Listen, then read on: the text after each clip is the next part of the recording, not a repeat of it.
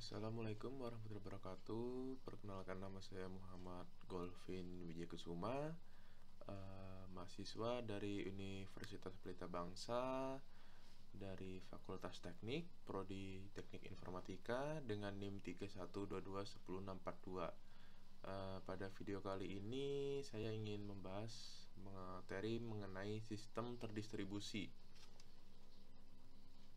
Yang pertama, di sini ada pengantar sistem terdistribusi.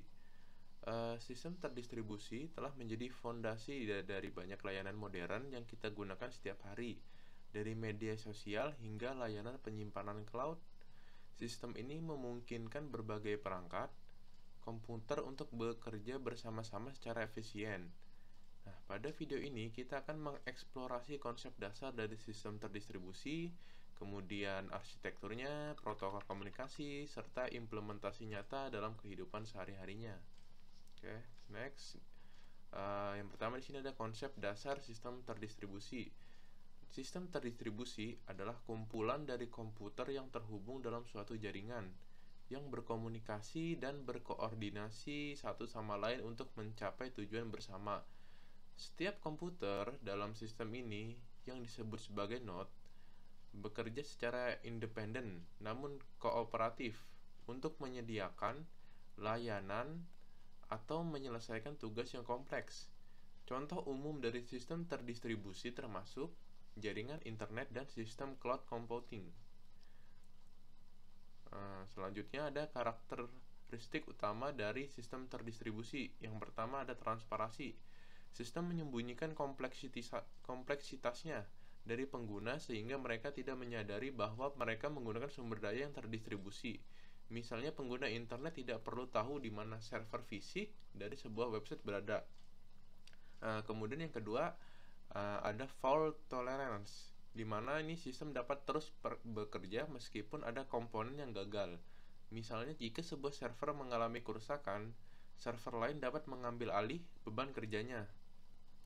Nah, selanjutnya di sini yang ketiga ada scalability, yaitu sistem dapat ditingkatkan kapasitasnya dengan menambah lebih banyak komputer atau node tanpa mengganggu operasi sistem secara keseluruhan.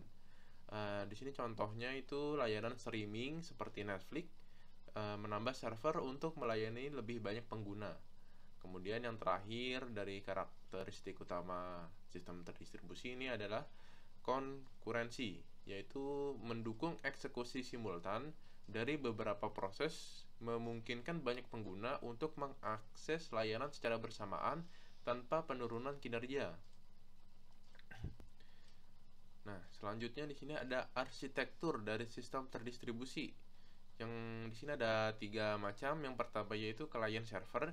Model ini terdiri dari klien yang meminta layanan dan server yang menyediakan layanan. Contohnya adalah web browser, klien yang meminta halaman web dari web server. Nah, kemudian contoh kedua di sini ada peer-to-peer, yaitu setiap node memiliki peran yang sama dan berbagi sumber daya secara langsung tanpa melalui server pusat. Contoh yang terkenal adalah jaringan torrent. Nah, kemudian yang terakhir adalah multi-tier. Arsitektur ini membagi aplikasi menjadi beberapa lapisan, seperti presentasi, logika bisnis, dan data. Contohnya adalah aplikasi web modern yang memisahkan antara front-end, back-end, dan database-nya. Oke, selanjutnya yaitu protokol komunikasi yang digunakan di sistem terdistribusi. Di sini yang pertama contohnya adalah HTTP atau HTTPS. Ini biasanya digunakan untuk komunikasi di web. HTTP merupakan protokol dasar yang digunakan untuk mentransfer halaman web. Sedangkan HTTPS menambahkan lapisan keamanan dengan enkripsi. Kemudian contoh kedua adalah ada TCP/IP, protokol dasar transmisi data di internet, yaitu TCP/IP ini memastikan data dikirimkan secara andal dari satu komputer ke komputer lain. Yang terakhir ada RPC atau Remote Procedure Call. Ini memungkinkan eksekusi prosedur dari komputer lain seolah-olah lokal, memudahkan komunikasi antar aplikasi terdistribusi. Nah, selanjutnya kita akan bahas keamanan yang ada di sistem terdistribusi. Di sini ada beberapa aspeknya. Yang pertama ada autentikasi, yaitu proses verifikasi identitas pengguna atau perangkat sebelum memberikan akses ke sistem. Contohnya, penggunaan username atau password untuk login. Kemudian ada enkripsi. Ini adalah teknik untuk melindungi data selama transmisi dengan mengubahnya menjadi format yang hanya dapat dibaca oleh penerima atau yang berwenang. Contohnya adalah penggunaan SSL atau TLS pada komunikasi web. Yang terakhir ada firewall dan VPN. Di sini firewall melindungi jaringan dari akses tidak sah, sedangkan VPN atau Virtual Private Network adalah mengenkripsi koneksi internet dan menyembunyikan identitas online pengguna. Nah, kita sudah sampai ke contoh implementasi sistem terdistribusi dalam kehidupan sehari-hari. Ini contoh paling mudahnya adalah internet. Di mana jaringan terdistribusi terbesar di dunia yang memungkinkan miliaran perangkat untuk berkomunikasi dan bertukar informasi secara global. Kemudian ada juga cloud computing. Ini contohnya adalah seperti layanan Google Drive atau Dropbox. Ini memungkinkan penyimpanan dan pemrosesan data secara terdistribusi, menyediakan skalabilitas dan accessibility tinggi.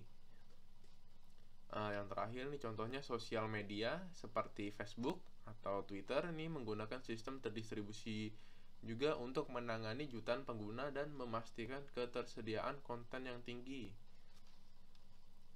Nah, di sistem terdistribusi juga ada tantangan yang akan perlu kita hadapi. Yang pertama itu ada latensi atau waktu tunda dalam komunikasi antar node bisa mempengaruhi kinerja sistem, terutama pada aplikasi real time. Kemudian keamanan dan privasinya. Di sini kita perlu melindungi data sensitif dalam sistem terdistribusi merupakan tantangan terbesar, terutama dengan meningkatnya ancaman cyber. Nah, cuman di sini kita juga ada tren masa depan sistem terdistribusi. Di sini yang pertama ada Internet of Things atau IoT. Ini adalah integrasi perangkat pintar yang tersebar luas, memungkinkan komunikasi dan kontrol yang lebih baik di berbagai sektor seperti rumah pintar dan kesehatan. Kemudian ada blockchain. Ini teknologi ledger terdistribusi yang menawarkan transparansi dan keamanan tinggi untuk transaksi digital. Oke, terima kasih atas perhatiannya. Cukup sekian materi yang bisa saya sampaikan, kurang lebihnya mohon maaf. Wassalamualaikum warahmatullahi wabarakatuh.